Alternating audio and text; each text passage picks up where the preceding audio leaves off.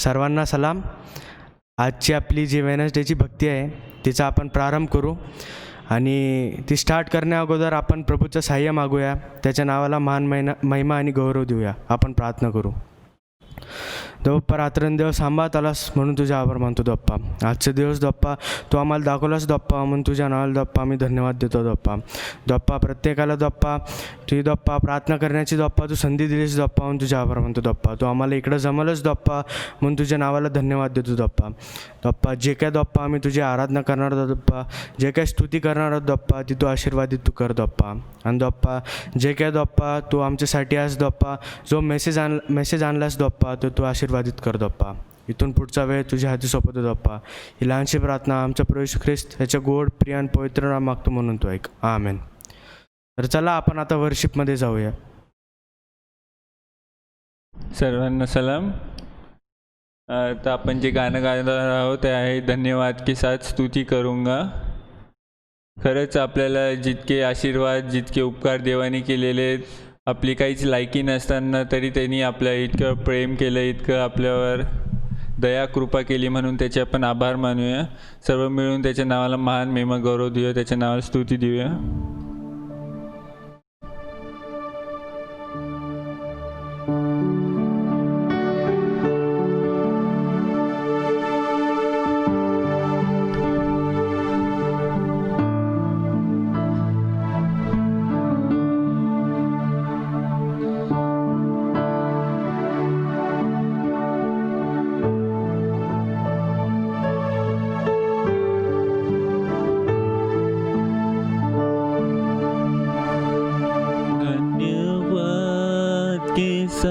स्तुति गाऊंगा हे यीशु मेरे खुदा, उपकार तेरे बेशुमार, कोटि कोटि स्तुति धन्यवाद. धन्यवाद के साथ स्तुति गाऊंगा हे यीशु मेरे खुदा,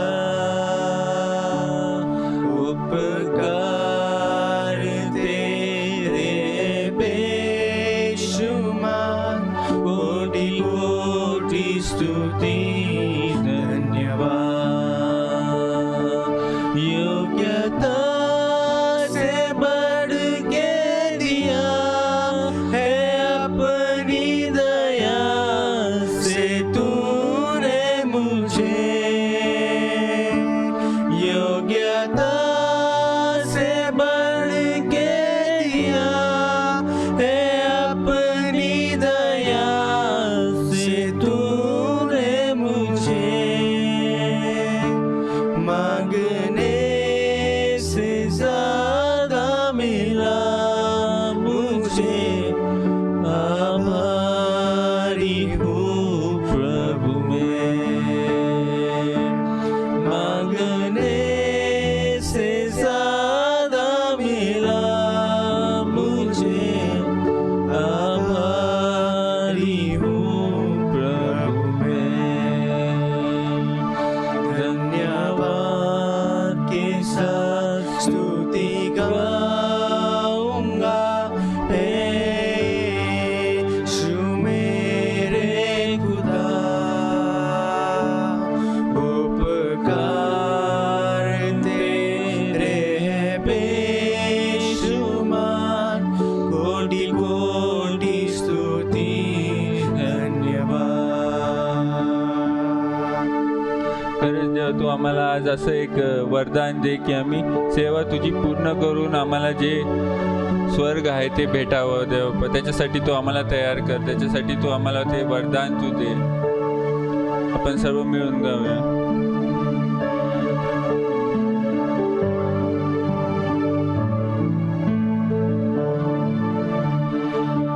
तू है सच्चा जिंदा खुदा, है तुझ पर ही भरोसा मेरा. तू है सच्चा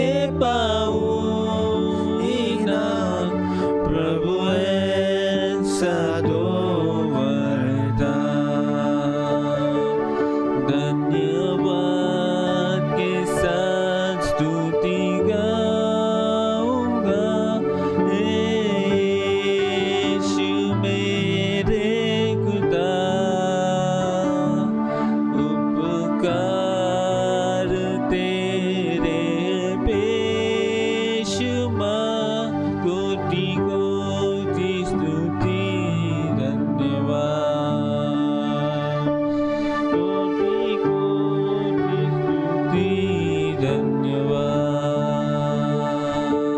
कोटि कोटि स्तुति धन्यवाद। जहाँ मेरी नजर जाए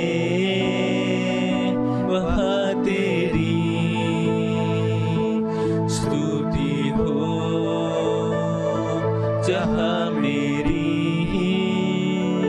नजर जाए वहाँ तेरी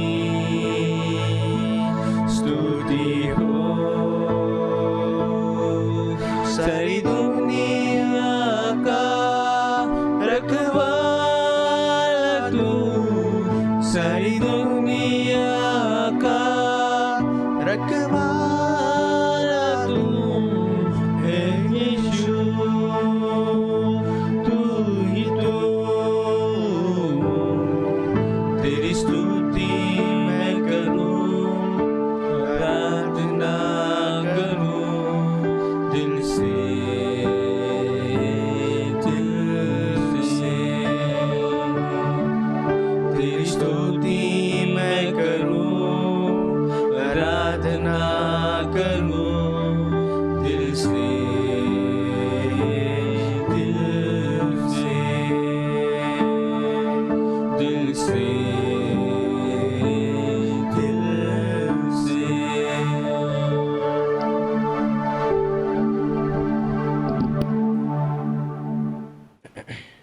आपण प्रार्थना करूया. हे देवप्पा, ह्या वेळेला आम्ही तुझ्या समक्षतेमध्ये येतो आणि प्रभू तुझी स्तुती करतो, तुझे स्तवन करतो, तुझी आराधना करतो, तुझी उपासना करतो, तुला भक्ती सादर करतो, तुला मान महिमा गौरव देतो प्रभू. खरोखर आम्ही मान्य करतो की आमची लायकी नाही प्रभू, आणि तरी तू आमच्यावर इतके उपकार केलेले आहेत प्रभू, आणि तू आमचा उपयोग करून घेतो. या सर्वाबद्दल आम्ही मनापासून तुझे आभार आणि आभार मानतो प्रभू.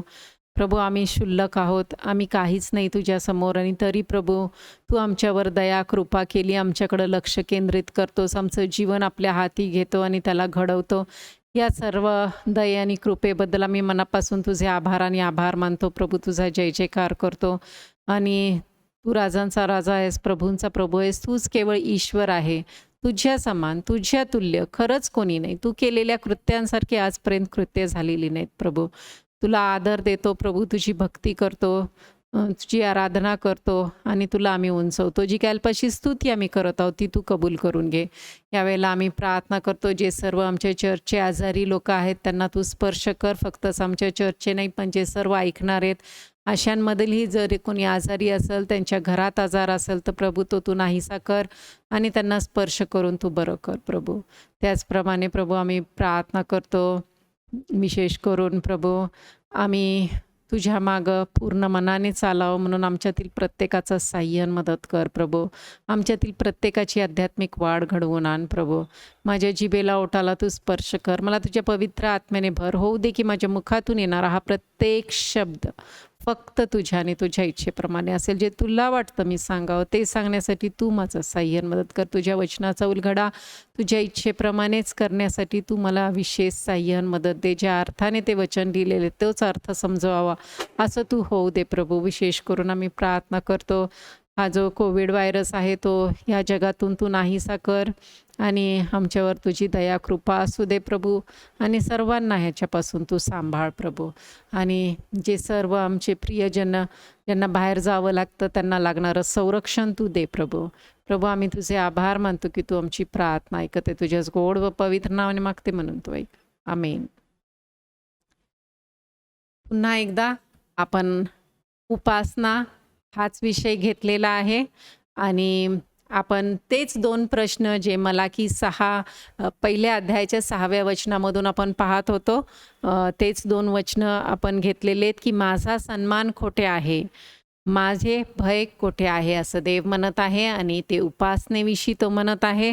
आणि आपण पाहिलं की देवाची उपासना आपण करतो हे कशावरून दिसतो, जेव्हा आपण त्याचे भय धरतो, त्याचा सन्मान करतो. आणि आपण मागील 3 आठवड्यापासून पाहत आहोत की देवाची उपासना आपण कशा प्रकारे करू शकतो. तर पहिली गोष्ट आपण पाहिली की देवाच्या ज्ञानाद्वारे आपण त्याची उपासना करतो. दुसरी गोष्ट आपण पाहिली की देवावर प्रीती करण्याद्वारे आपण त्याची उपासना करतो. तिसरी गोष्ट आपण पाहिली की देवाची स्तुती केल्याने आपण त्याची उपासना करतो. आणि चौथी गोष्ट आपण देवाच्या सेवेद्वारे त्याची उपासना करतो. तर आपण हेही पाहिलेलं आहे की देवाचं ज्ञान असल्याशिवाय पुढच्या ज्या 3 बाबी आहेत ते करता येत नाही. देवावर प्रीती करता येणार नाही, देवाची स्तुती करता येणार नाही, नाही देवाची सेवा करता येईल. मागच्या आठवड्यात आपण देवाची स्तुती करण्याबद्दल शिकलो. आज आपण देवाची सेवा करण्याबद्दल शिकणार आहोत आणि देवाच्या सेवेद्वारे कशा प्रकारे आपण देवाची भक्ती करू शकतो ते शिकणार आहोत. आणि ह्याला असंही म्हणता येईल की देवाची भक्ती कृतीद्वारे, देवाची भक्ती आपल्या जीवनाद्वारे. तर आपण त्यासाठी बायबलमधून मरियेचं उदाहरण पाहणार आहोत आणि योहान त्याचा 12वा अध्याय 3रं वचन आपण वाचूया. योहान त्याचा 12वा अध्याय आणि 3रं वचन. तेव्हा मरियेने अर्धशेर शुद्ध जटामासीचे मौल्यवान सुगंधी तेल घेऊन येशूच्या चरणास लाविले आणि आपल्या केसांनी त्याचे चरण पुसले. तेव्हा त्या सुगंधी तेलाच्या वासाने घर भरून गेले. इथं आपण मरियेच्या जीवनाबद्दल पाहत आहोत की मरियेने जे तिच्याकडं सर्वात उत्कृष्ट होतं, जे सर्वात मौल्यवान होतं आणि जे सर्वात महाग असं होतं, अर्धाशेर शुद्ध जटामासीचे मौल्यवान सुगंधी तेल होते आणि ते तिने येशूच्या चरणावर ओतलेलं आहे. ह्या तेलाबद्दल असं कॉमेंटेटर्स म्हणतात की त्याची जी किंमत आहे ते 300 दिनारस होती. आणि दुसरं एक अर्थ लिहिलेला आहे की त्याचा अर्थ एखाद्या व्यक्तीचं एखाद्या वर्षाचं जे वेतन आहे, कामकरीचं वेतन 1 वर्षाचं ते होतं. आणि आजच्या जीवनामध्ये जर आपण एखाद्या गरीब व्यक्तीचंही जो काम करत आहे रेग्युलर पूर्ण वर्षभर, अशी व्यक्तीचं जर आपण काढलं तर आपल्याला समजेल की ते अमाऊंट जवळपास लाखाच्या वर जातं. 1,20,000च्या वर जातं की एखादी व्यक्ती जर आपण म्हटलं 300 रुपये दररोज कमवत आहे तरी पण ते अशा प्रकारे 300 किंवा 400 रुपये कमवते तर लाखापर्यंत ते जाईल. आणि अशा प्रकारे मरियेच्या जीवनातून आपण पाहत आहोत की तिने हे जे सुगंधी तेल होतं ते खरेदी केलं असेल. पण ते खरेदी करण्यासाठी आपण पाहतो की तिला जे पैसे आहेत ते साचवावे लागले असतील, स्वार्थत्याग करावा लागला असेल. तिने कदाचित कितीतरी दिवस काय जे तिला पाहिजे ते खरेदी न करता ते पैसे साचवले असतील आणि इतके पैसे साचवून जोडून पायी जोडून तिने हे सुगंधी तेल विकत घेतलं असेल. दुसरी गोष्ट आपण जे ह्याच्यातून पाहतो ती आहे की जेव्हा तिने ती कुप्पीमधलं तेल येशूच्या चरणावर ओतलेलं आहे तेव्हा ते तिने फोडली कुप्पी, म्हणजे तिने काहीच राखलं नाही, स्वतःसाठी काहीच ठेवलं नाही. ती अशी म्हणाली नाही की अर्ध तेल मी येशूसाठी वापरते, अर्ध मी माझ्यासाठी वापरीन. तिच्यासाठी ते तेल खूप अमूल्य होतं, प्रिय पण असेल तिला की कारण तिने इतकं पैसे साचवून ते घेतलेलं होतं. पण तिने जे सर्वात मौल्यवान जे होतं ते येशूला दिलेलं आपल्याला दिसून येतं. आणि ती इतकी नम्र झाली की तिने येशूचे पाय आपल्या केसांनी पुसलेले आपल्याला आढळतात. तर ही जी सर्व कृती आपण पाहत आहोत मरियेची, त्याच्यावरून आपल्याला काय दिसतं की तिने आपल्या जीवनाद्वारे, आपल्या कृतीद्वारे येशूची भक्ती केलेली आहे. तिने एक कृतज्ञता दर्शवली. आणि आपण जेव्हा पहिला संदेश घेतला होता ह्या उपासनेबद्दल तेव्हा मी उपासनेचं डेफिनेशन दिलं होतं. Definition of worship is to honor with extravagant love and extreme submission मराठीत होईल की उपासना ही देवाला अमाप प्रेम व संपूर्ण समर्पणाने दिलेली भक्ती आहे. आणि आपण देवाला अमाप प्रेम आणि संपूर्ण आपलं जे समर्पण आहे ते कसं दाखवू शकणार आहे? आपल्या जीवनाद्वारे, फक्तच आपल्या ओठाद्वारे नाही, त्याचा फक्तच गौरव करून नाही, पण आपल्या जीवनाद्वारे. जसं मरियेने तिच्या जीवनाद्वारे तिचं प्रेम आणि तिचं पूर्ण समर्पण दर्शवलं, त्याच प्रकारे आपण देखील आपल्या जीवनामध्ये देवाला जेव्हा भक्ती सादर करतो तेव्हा फक्तच ओठाने ती करायची नाही आहे, पण अशा प्रकारे आपण आपली प्रीती आपल्या जीवनाद्वारे देवाला दर्शवू शकतो. आणि ह्याबद्दल आपण मत्तई 6:21 पण पाहूया. कारण जेथे तुमची संपत्ती आहे तेथे तुमचे चित्तही असणार. निश्चित जे आपल्याला खूप अमूल्य वाटतं, इंग्लिशमध्ये संपत्तीच्या जागी छान ट्रेजर हा शब्द वापरलेला आहे. कारण ट्रेजर म्हणजे फक्तच जे पैसा आहे तेच नाही, पण कोणतीही गोष्ट जी आपल्याला मौल्यवान वाटते, महत्त्वाची वाटते, ती असू शकते. आणि इथं मी जो श्रीमंत तरुण होता त्याचंही उदाहरण तुम्हाला देते की तो जेव्हा येशूकडं आला तर त्याने येशूला प्रश्न विचारला की सार्वकालिक जीवन मिळवण्यासाठी मी काय करावं? आणि येशूने सांगितलं आज्ञा पाळ. आणि तो म्हणाला मी हे सर्व पहिल्यापासून करत आलेलो आहे. तेव्हा येशूने त्याला सांगितलं तू पूर्ण होऊ पाहतोस तर जे काही तुझी मालमत्ता आहे ती विक आणि गोरगरिबास दे आणि मग माझ्या पाठीमागं येऊन चाल. पण हा जो श्रीमंत मनुष्य होता तो मलान्मुख करून निघून गेला. त्याने तसं केलेलं नाही. का? कारण की त्याचं मन कुठं होतं? त्याच्या संपत्तीत होतं. आणि येशूने ते ओळखलं आणि म्हणूनच त्याला ते करायला सांगितलं होतं. येशूने आपल्यासाठी किती केलेलं आहे. तो या जगात मानवाच्या रूपाने आला. त्याने स्वतःचा प्राण आपल्यासाठी क्रूसखांबावर दिला. कशासाठी? की आपल्याला पापापासून मुक्ती मिळावी, आपल्याला तारण प्राप्त व्हावं.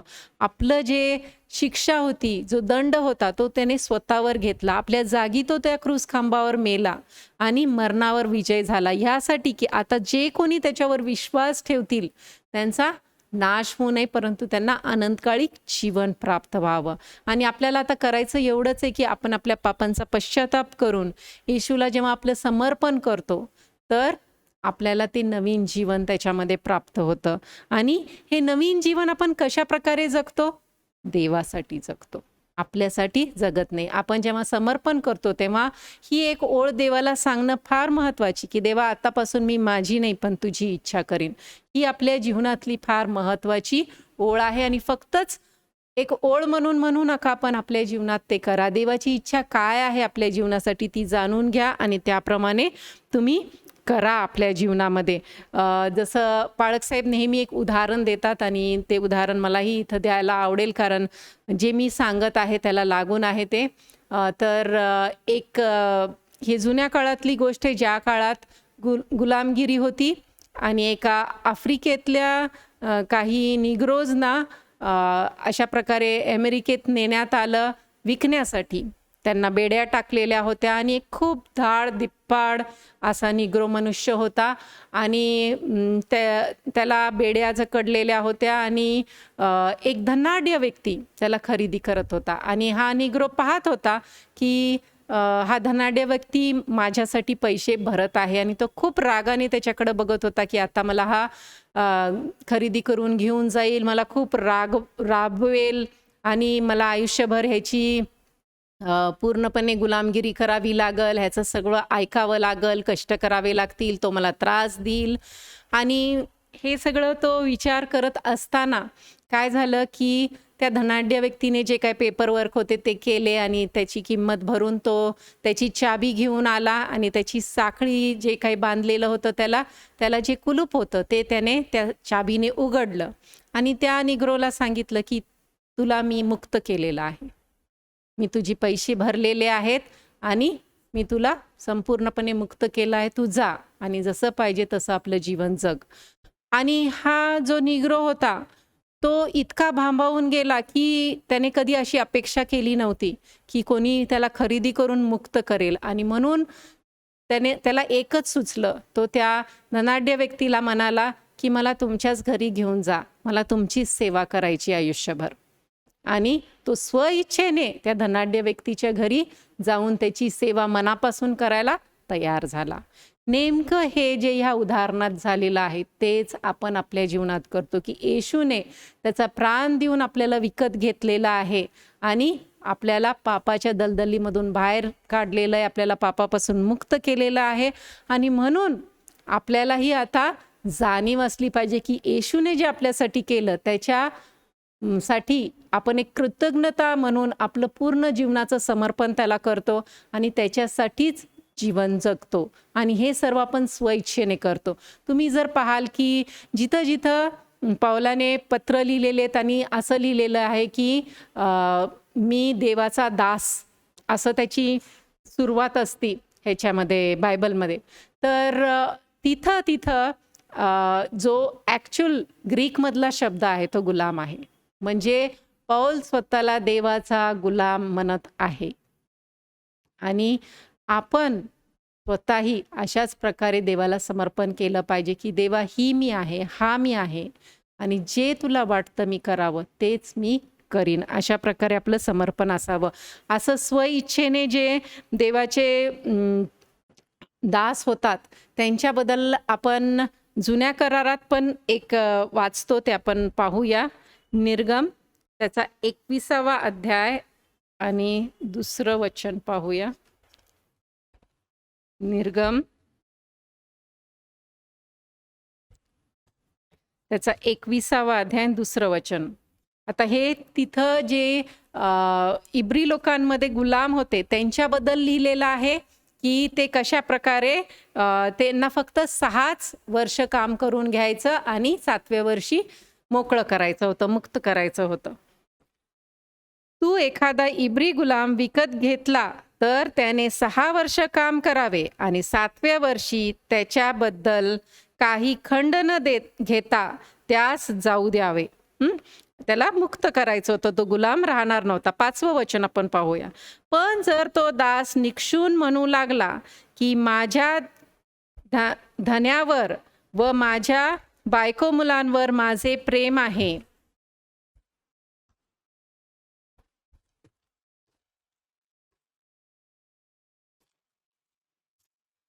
मला मुक्त होऊन जाण्याची इच्छा नाही, तर त्याच्या धन्याने त्यास देवासमोर आणून दारापाशी किंवा दाराच्या चौकटीपाशी उभे करावे व आरीने त्याचा कान टोचावा, म्हणजे तो त्याचे निरंतर दास्य करल. इथं एक दास आहे ज्याला जो त्याचा मालक आहे तो मुक्त करत आहे, पण तो आपल्या धन्यावर, आपल्या बायको लेकरांवर प्रीती करतो आणि म्हणून तो काय म्हणतो की मी मुक्त व्हायला तयार नाही, मी तुझीच चाकरी करणार, मला नेहमीसाठी तुझा दास म्हणून तू ठेवून घे, तुझा गुलाम म्हणून ठेवून घे. अशाच प्रकारे आपण देखील देवाला आपलं समर्पण केलेलं असावं. आपली स्वइच्छा आपण देवाला सादर करून टाकतो आणि आपण स्वतः नाही पण ख्रिस्त आपल्या ठाई जगतो. अशा प्रकारचं आपण जीवन जगतो आणि ती आपली जीवनातली देवासाठी असलेली भक्ती आहे. 2 तिमोथेयाला पत्र त्याचा 4था अध्याय 6वं वचन आपण पाहूया. 2 तिमोथेयाला पत्र 4था अध्याय 6वं वचन. कारण आता माझे अर्पण होत आहे. I am being offered as a drink offering. जे अर्पण किंवा पेय अर्पण असायचे जुन्या काळात, ते कशासाठी असायचे? देवाची आराधना करण्यासाठी, देवाची भक्ती करण्यासाठी होते. आणि पौलाने आपल्या जीवनाचं अर्पण देवाला केलेलं आपल्याला दिसतं. त्याने नुसतंच मुखाने देवाची भक्ती केलेली दिसत नाही, पण तो आपल्या जीवनाद्वारे देवाची भक्ती करतो. हे आपण पौलाच्या जीवनात पाहतो की किती त्याने देवाची सेवा केली, त्याने देवासाठी कष्ट केले, त्याग केले, छळ, हाल, अपेक्षा सर्व काही सहन केलं, है ना. पुढे आपण एक वाक्य पाहणार आहोत. रवी झकरिया यांनी हे म्हटलेलं आहे, वर्शिप इज को existence with life. It is a moment bye moment expression, not just a momentary sense, it takes your every moment. आणि हे जे रवी झकरियाने म्हटलेलं आहे ते जर आपण मराठीत पाहू गेलो तर आराधनाचं सह अस्तित्व जीवनाबरोबर आहे. ही भक्ती एका क्षणाद्वारे अभिव्यक्त होत नाही, तर प्रत्येक क्षणाद्वारे अभिव्यक्त केली जाऊ शकते. म्हणजे याचा अर्थ काय आहे, की जी आराधना आहे ती जीवनाबरोबर सह अस्तित्वात आहे. म्हणजे देवाने जेव्हा आपल्या जीवनाची रचना केली तेव्हाच देवाची अपेक्षा होती की आपण त्याची भक्ती करावी. त्यासाठी देवाने आपल्याला निर्माण केलं आणि ही भक्ती फक्त आपण एका क्षणाने करत नाही, पण आपल्या जीवनातल्या प्रत्येक क्षणाने ती भक्ती आपण देवाला दिली पाहिजे. जर एखादी व्यक्ती फक्त चर्चला जाते आणि तिथंच फक्त भक्ती करते किंवा घरीही भक्ती करते, पण कशा प्रकारे करते की जेव्हा रोज बायबल वाचते, प्रार्थना करते, तेव्हा थोडीफार देवाची स्तुती करते आणि अशा प्रकारे देवाची जर एखादी व्यक्ती भक्ती करत आहे तर तेवढीच भक्ती पुरेशी नाही. आणि म्हणून आपल्या संपूर्ण जीवनाद्वारे देवाची भक्ती झाली पाहिजे.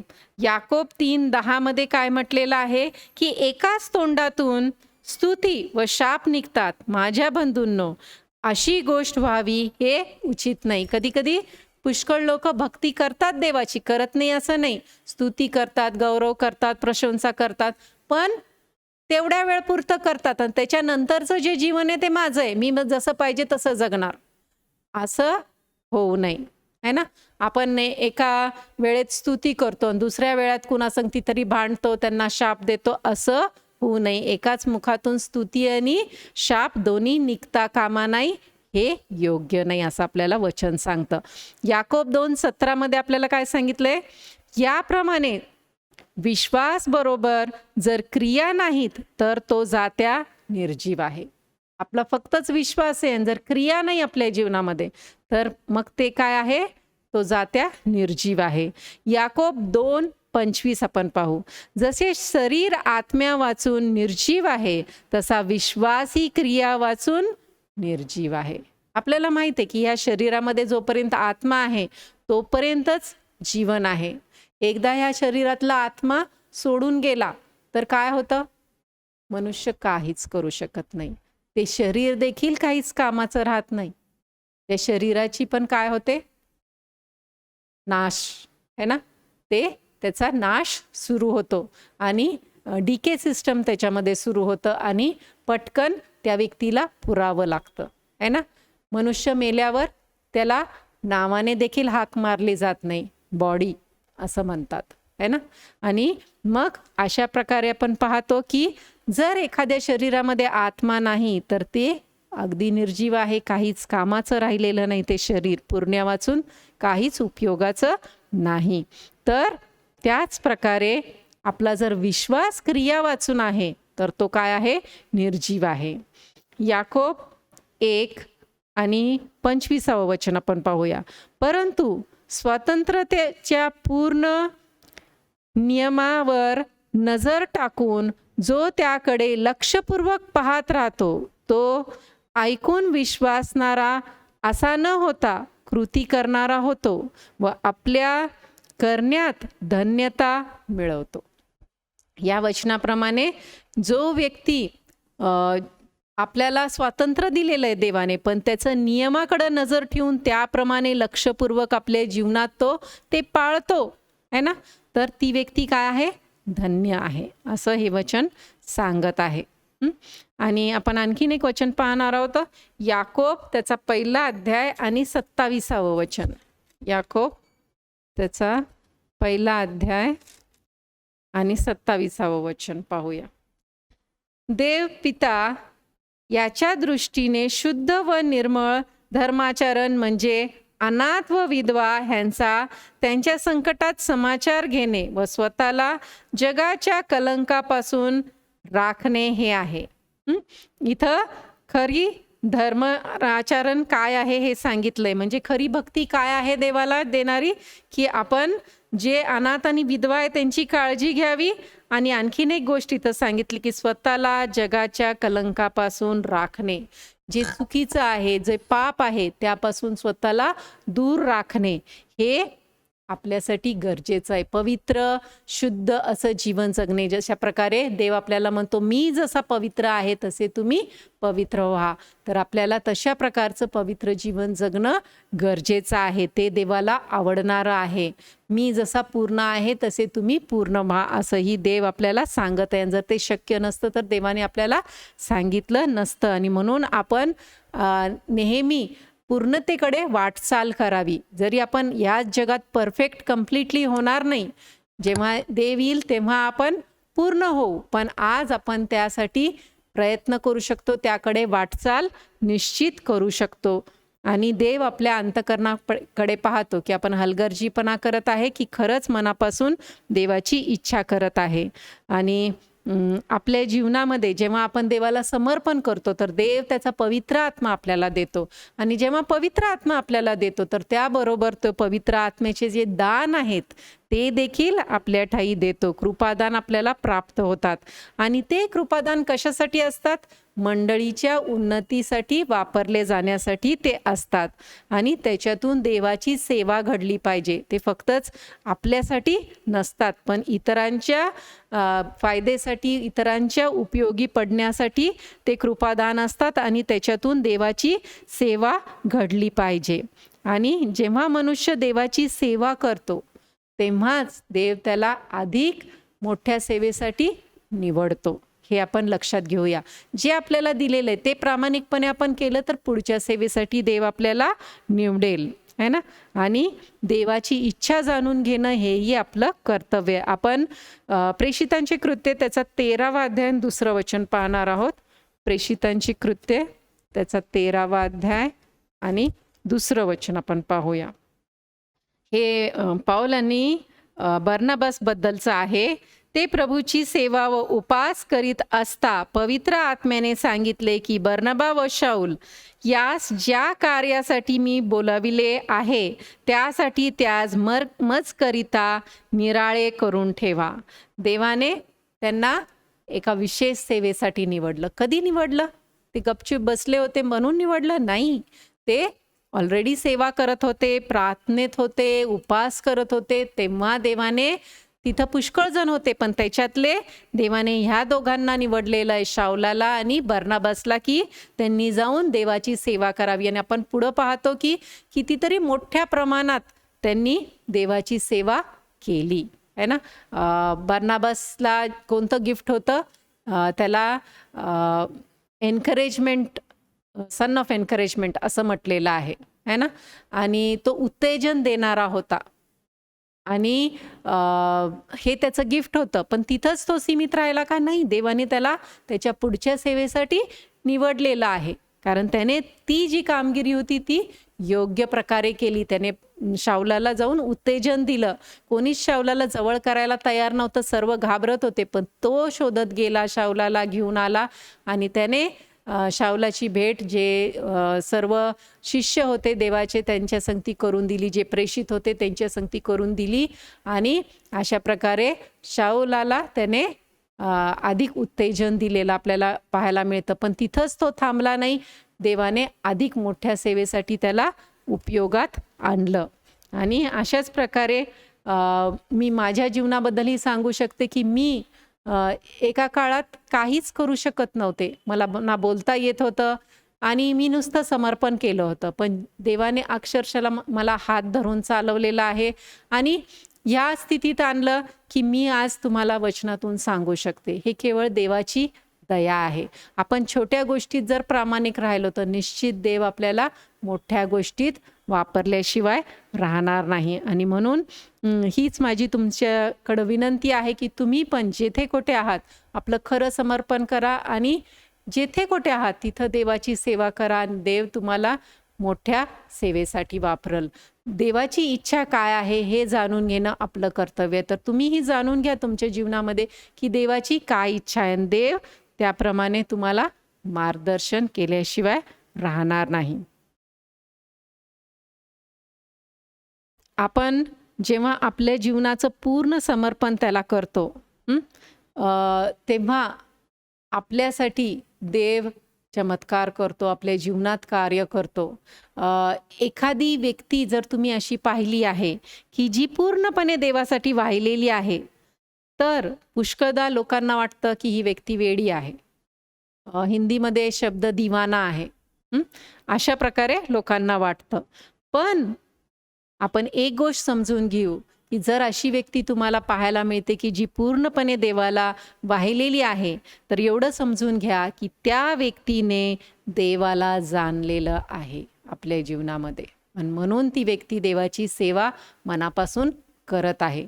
जाणणं म्हणजे नुसतं ओळखणं नाही. आता आपण म्हणू की आपण आपल्या प्राईम मिनिस्टरला ओळखतो, पण त्याचा अर्थ असा नाही की आपण त्यांना जाणतो. जाणणं हे ओळखण्यापेक्षा कितीतरी पटीने अधिक आहे. पती पत्नीला जाणते, पत्नी पतीला जाणतो. अशा प्रकारचं हे जाणणं आहे. आपण अशा प्रकारे देवाला जाणून घेतो आणि जेव्हा आपण अशा प्रकारे जाणून घेतो तेव्हा आपल्या जीवनातून देवाची भक्ती झाल्याशिवाय राहणार नाही. आपण आपल्या बोलण्याद्वारे, आपल्या पाहण्याद्वारे, आपल्या ऐकण्याद्वारे, आपल्या आचरणाद्वारे, आपल्या वृत्तीद्वारे, आपल्या वागणुकीद्वारे, आपल्या कृतीद्वारे आणि आपल्या विचारांच्या द्वारे देखील देवाची आराधना करू. आपलं संपूर्ण जीवन हे देवाचं आराधना करणारं जीवन बनून जाईल.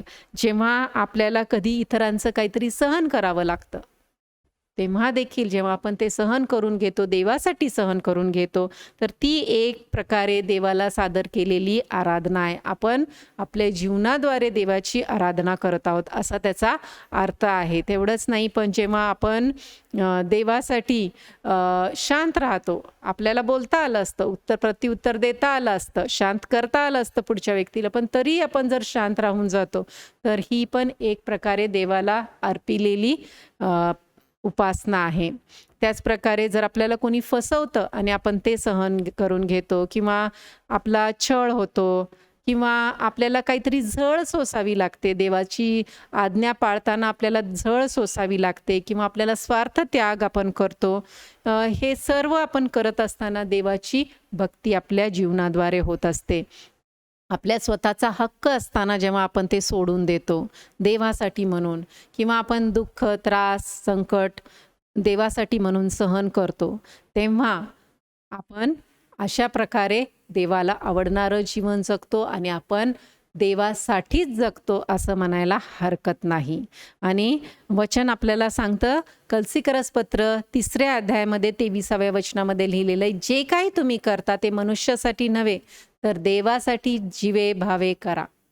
मग जे काय आपण करत असू, जी काही कामगिरी सध्या देवाने आपल्याला दिलेली आहे, ती आपण मनापासून देवासाठी म्हणून केली तर ती पण एक प्रकारची आपल्या जीवनाकडून देवाला दिलेली भक्ती आहे. जे काय काम आहे, साधं सोपं काम असेल, तुम्ही घरात स्वयंपाक करत असाल, तुम्ही एखादं कोणतंही हाताने करणारं काम करत असाल, पण जेव्हा तुम्ही हे पुढं ठेवता की मी हे देवासाठी करते, फक्तच पगार मिळतो म्हणून नाही, पण मी देवासाठी हे करतो, हे करते, तेव्हा ती देवाला सादर केलेली भक्ती आहे ना. पुष्कळ लोक जगातले काम कशासाठी करतात? पगार मिळण्यासाठी. पण आपण जिथं देवाने आपल्याला ठेवलेलं आहे तर देवासाठी म्हणून ते काम करतो.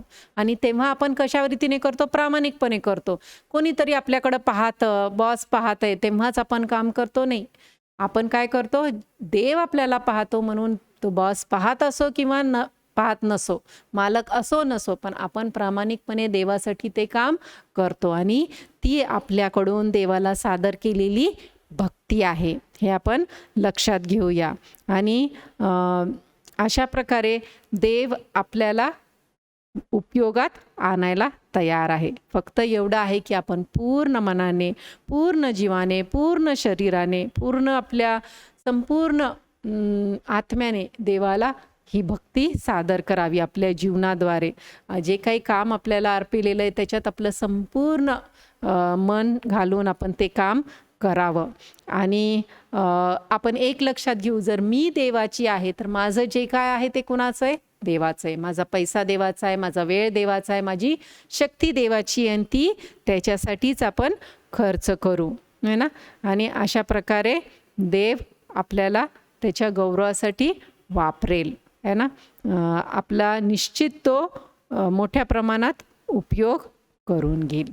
आणि ह्यासाठी मी तुम्हाला 2 उदाहरणं देऊ इच्छिते. एक उदाहरण आहे जोझफ डॅमियन ह्यांचं आहे.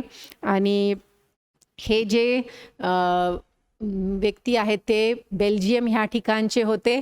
आणि त्यांचा जो भाऊ आहे, सख्खा भाऊ, त्याने ठरवलं की तो हवाई आयलंडमधला एका आयलंडमध्ये जाणार. मलाकाय नाव होतं त्या आयलंडचं.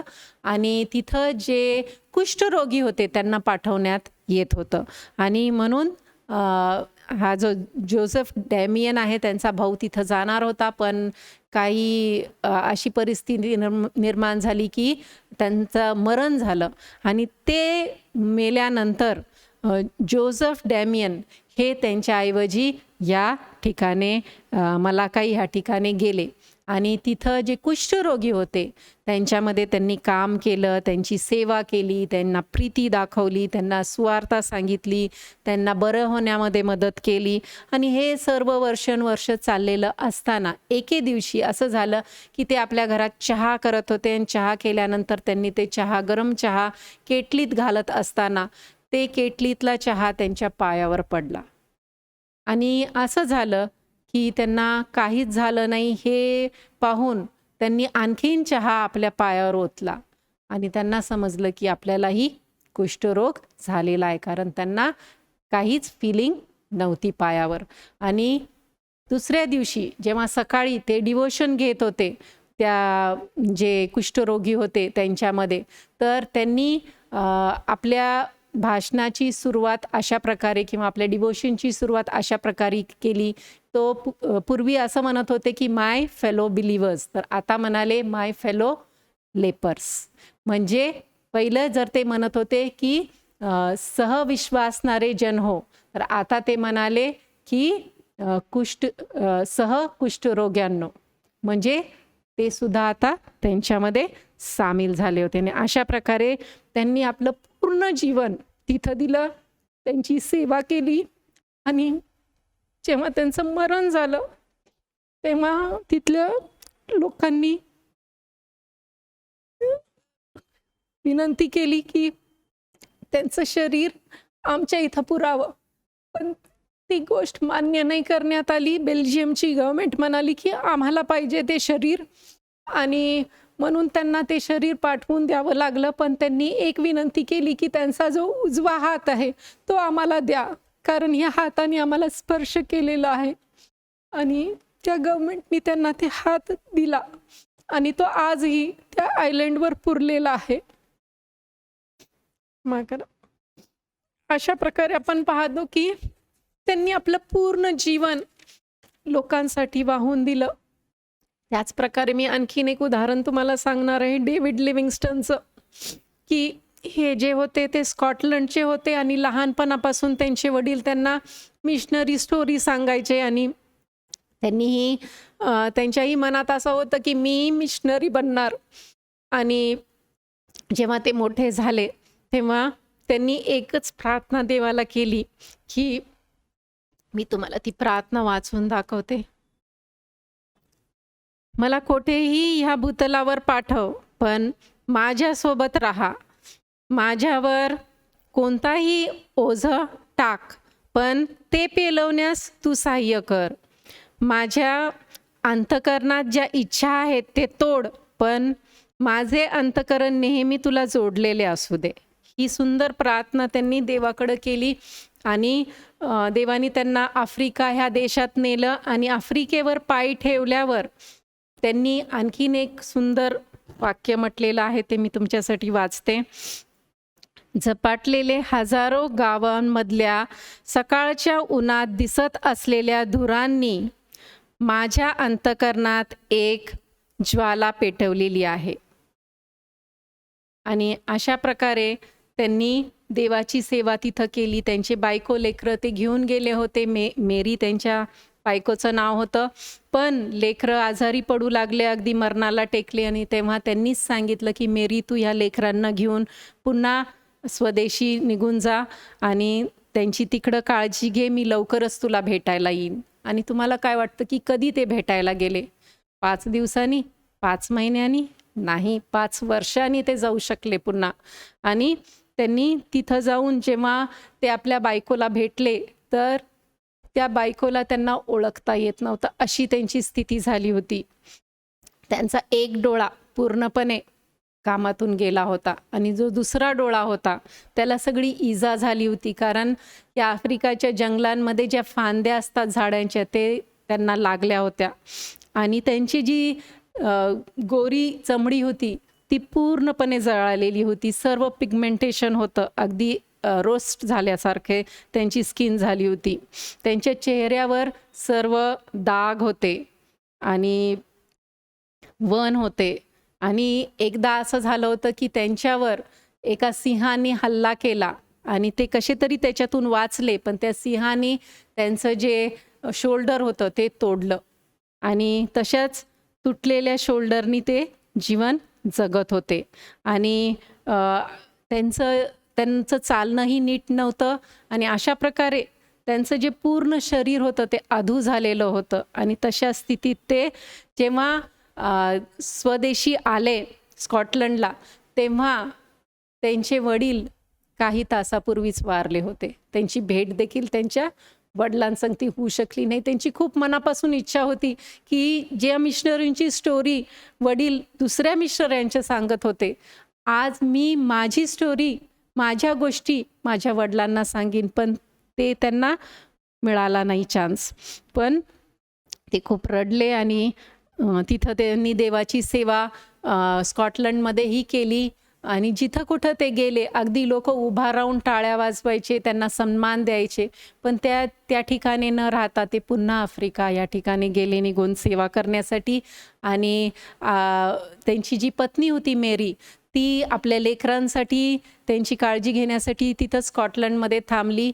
मग नंतर जेव्हा सर्व जबाबदाऱ्या पूर्ण झाल्या, लेकरं थोडे मोठे झाले, त्यांच्या मार्गाला लागले, तेव्हा मेरी देखील आफ्रिका ह्या ठिकाणी गेली. पण ज्या दिवशी ती तिथं उतरली त्याच दिवशी तिला एक असाध्य रोग लागला आणि ती लवकरच मरण पावली. आणि तिला पुरत असताना आपण पाहतो की हे जे डेव्हिड लिव्हिंगस्टन आहे ते काय म्हणाले आपण पाहूया. तिला पुरत असताना ते म्हणाले, माझ्या ख्रिस्ता, माझ्या देवा, माझ्या राजा, माझे सर्वस्व, मी स्वतःचं अर्पण तुला करतो. I consecrate myself to you, अशा प्रकारे ते म्हणाले. आणि देव त्यांना एक गोष्ट म्हणाला की मी तुझ्या सोबत आहे, या जगाच्या समाप्तीपर्यंत मी तुझ्या सोबत आहे. हेच वचन जेव्हा त्यांनी त्यांची सेवा सुरू केली होती तेव्हा देखील देवाने त्यांना हेच वचन दिलं होतं की जगाच्या समाप्तीपर्यंत मी तुझ्याबरोबर आहे. आणि तेव्हाही देवाने ते वचन दिलं. ते त्यांच्या घरी आले आणि त्यांचा एक मेडिसिनचा बॉक्स होता, कारण त्यांना खूप दुखणे होते आणि त्यांना खूप औषधं घ्यावे लागत होते. पण तो मेडिसिनचा बॉक्स कुणीतरी चोरला. आणि मग जेव्हा त्यांना हे समजलं तर त्यांनी गुडघ्यावर जाऊन प्रार्थना केली की हे देवा, मला तुझी सेवा करायची आणि त्यासाठी लागणारे हे जे औषध आहे ते तू मला दे, मला खूप दुखणं आहे. आणि त्यांची प्रार्थना संपत नाही तोपर्यंतच त्यांना आपल्या पाठीमागं चालण्याचा आवाज आला आणि त्यांनी उठून पाहिलं तर तिथं त्यांना असं दिसलं की एक गोरा माणूस, म्हणजे ब्रिटिशर असा माणूस तिथं आलेला होता, जो त्यांच्यामधला नव्हता, आफ्रिकेमधला नव्हता. आणि त्या माणसाने सांगितलं की त्याचं नाव हेनरी स्टॅनली होतं. आणि ह्या माणसाने 2 गोष्टी त्यांना सांगितल्या की पहिली गोष्ट की मी एथिएस्ट आहे आणि म्हणून तू मला देवामध्ये आणण्याचा प्रयत्न करू नको. आणि दुसरी गोष्ट त्यांनी सांगितली की तुझा जो मेडिसिनचा बॉक्स आहे तुझ्यासाठी कुणीतरी पाठवलेला आहे. आणि तो त्यांनी दिला. आणि अशा प्रकारे डेव्हिड लिव्हिंगस्टनला आपले मेडिसिन मिळाले आणि त्यांनी त्याच्या पुढंही पुष्कळ सेवा केली. पण ह्या हेनरी स्टॅनलीबद्दल हे सांगावं असं वाटतं की हे जर्नलिस्ट होते आणि तिकडच्या गव्हर्नमेंटनी त्यांना ह्यांच्यावर अगदी पूर्ण पुस्तक लिहिण्यासाठी पाठवलेलं होतं. आणि त्यांनी 2 व्हॉल्यूमचं मोठं पुस्तक डेव्हिड लिव्हिंगस्टनवर लिहिलेलं आहे. त्यांचे पूर्ण जीवनचरित्र त्याच्यात लिहिलेलं आहे. आणि फक्त 4 महिन्यातच ह्यांचा पालट झाला. ह्यांनी पण ख्रिस्ताचा स्वीकार केला आणि तिथंच आफ्रिकेमध्ये बाप्तिस्मासुद्धा घेतला. आणि अशा प्रकारे डेव्हिड लिव्हिंगस्टनच्या संपर्कात आल्यावर त्यांच्यामध्ये ते बदल झाला. जी व्यक्ती एथियस्ट होती, जी देवामध्ये मानत नव्हती, त्या व्यक्तीने देवाचा स्वीकार केला. आणि त्याच्यानंतरही जेव्हा डेव्हिड लिव्हिंगस्टनला चालता येत नव्हतं, तेव्हा देखील ते स्ट्रेचरवर गावोगावी जायचे आणि देवाच्या वचनाचा प्रचार करायचे. लोक त्यांना उचलून न्यायचे आणि ते जागोजागी जाऊन देवाबद्दल सांगत असत. आणि एकदा असं झालं की ते खूप खूप थकले आणि ते म्हणाले की मी आता खूप थकलेलो आहे, मला माझ्या घरी न्या. आणि ते सर्व लोकांनी स्ट्रेचरनी त्यांना आपल्या घरी नेलं आणि ते म्हणाले मला उतरायला मदत करा आणि घरात न्या. आणि घरात गेल्यावर ते म्हणे मला गुडघ्यावर येऊ द्या. आणि गुडघ्यावर जाऊन त्यांनी प्रार्थना करायला सुरू केली. आणि त्यांची प्रार्थना अशी असायची की ते अगदी देवासंगती समरस व्हायचे. आणि ही प्रार्थना सुरू झाली तर ते लोक तिथं नाही थांबू शकले, कारण त्यांना असं वाटलं की देवामध्ये आणि त्यांच्यामध्ये हे संभाषण सुरू आहे, म्हणून ते बाहेर जाऊन थांबले. आणि त्यानंतर तासोनतास गेले, त्यांनी सारखं बघितलं तरी त्यांनी पाहिलं की डेव्हिड लिव्हिंगस्टन त्यांच्या गुडघ्यावरच होते. शेवटी खूप वेळ झाल्यानंतर त्यांनी जाऊन जेव्हा डेव्हिड लिव्हिंगस्टनला हलवलं, कारण त्यांना वाटलं त्यांच्यासाठी अशा प्रकारे गुडघ्यावर राहणं चांगलं नाही, तेव्हा त्यांनी पाहिलं की ते मरण पावले होते. ज्या रीतीने ते जगले त्याच रीतीने ते मरण देखील पावले. आणि अशा प्रकारे देव, एखादी व्यक्ती जर स्वतःला देवाला वाहून देते तर मोठ्या प्रमाणात वापरू शकतो. फक्त आपली इच्छा पाहिजे, आपल्याला ती जाणीव पाहिजे की देवाने माझ्यासाठी काय केलेलं आहे. तेव्हाच आपण आपलं पूर्ण जीवन देवाला समर्पित करू शकतो आणि देव आपल्याला मोठमोठ्या गोष्टीसाठी वापरेल. फक्त आपली इच्छा पाहिजे की आपण देवाची इच्छा करावी. आपण आपली स्वतःची इच्छा सोडून देवाची इच्छा जाणून ती केली पाहिजे. आणि देव आपल्यातील प्रत्येकाचा उपयोग करायला तयार आहे. काय आपण खऱ्या मनाने देवाची सेवा करायला तयार आहोत का? काय आपण अशा प्रकारे आपल्या जीवनाद्वारे, आपल्या आचरणाद्वारे, आपल्या वृत्तीद्वारे, आपल्या बोलण्याद्वारे, आपल्या वागणुकीद्वारे देवाची भक्ती करतो का? आपण विचार करूया की काय खरोखर माझ्या मनात देवाचं भय आहे का? काय माझ्या जीवनाद्वारे देवाला अशा प्रकारे सन्मान मिळतो का? आणि हे ज्या 4 गोष्टी आहेत त्या आपण लक्षात घेऊया की देवाच्या ज्ञानाद्वारे आणि देवाची स्तुती करण्याद्वारे आणि देवाची सेवा करण्याद्वारे आणि देवावर प्रीती करण्याद्वारे आपण देवाची आराधना करू शकतो. आपण प्रार्थना करूया. हे देवबापा, आज जे आम्ही वचन शिकलेलो आहोत प्रभू, त्याच्यातून तू आमच्यातील प्रत्येकासंगती बोल आणि आम्ही आमच्या जीवनाबद्दल सिरियसली, गांभीर्याने विचार करावा आणि जी तुझी इच्छा आमच्या जीवनासाठी आहे ती पूर्ण करावी म्हणून प्रत्येकाला साह्य आणि मदत कर प्रभू. आमचा उपयोग तुझ्या राज्याच्या वाढीस करून घे. आम्ही काही नाही प्रभू, शुल्लक आहोत, पण तू आमचा देव आहेस आणि आम्ही आमचं समर्पण तुला केलेलं आहे. आणि म्हणून आम्ही हीच विनंती करतो की आमच्या जीवनाचा उपयोग तुझ्या राज्याच्या वाढीस तू करून घे. तुझ्याच गोड व पवित्र नावाने मागते म्हणून तू ऐक. आमेन. आपण प्रार्थना करूया, प्रभूची प्रार्थना म्हणूया. हे आमच्या स्वर्गातील बापा, तुझे नाम पवित्र मानले जाव, तुझे राज्य येव, जसे स्वर्गात तसे पृथ्वीवरी तुझ्या इच्छेप्रमाणे हो. आमची रोजची भाकर आज आम्हास दे, आणि जसं मी आपल्या ऋण्यास ऋण सोडले आहे तसेच आमचे ऋण आम्हास सोड, आणि आम्हास परीक्षेत आणू नकोस, तर आम्हा सर्व वाईटापासून सोडू, कारण की राज्य, सामर्थ्य आणि गौरव ही सर्व काळ तुझी. आमेन. पुन्हा एकदा येणाऱ्या रविवारी आपण ह्याच चॅनलवर भेटणार आहोत. तोपर्यंत सुरक्षित राहा, प्रभूमध्ये राहा. थँक्यू.